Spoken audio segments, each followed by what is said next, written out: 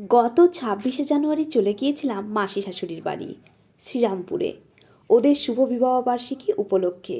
তাই সকাল থেকে চলছে জোর কদমে প্রস্তুতি।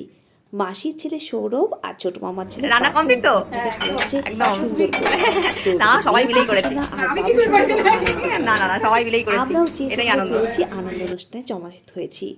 চলছে ঘরোয়া সেলিব্রেশন। বরবধূ এসে হাজির, মালাবদল, সিঁদুরদান, একে একে কেক কাটা। এই প্রসঙ্গে বলে রাখি, কেকটা আমার নিজের হাতে বানানো। আর দুপুরের আয়োজনে ছিলাম আমি, মা, সৌরভের বউ সুচরিতাও।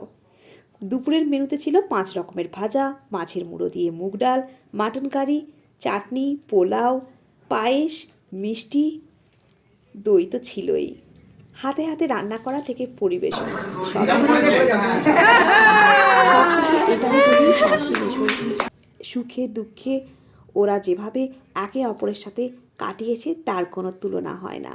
বিয়ের পর থেকেই দেখেছি ওদের মধ্যে যে একটা মধুর রসায়ন আছে, সেটা বছরের পর বছর অটুট চিরস্থায়ী থাকবে। ভগবানের কাছে প্রার্থনা ওরা ভালো থাকুক, সুস্থ থাকুক একসাথে।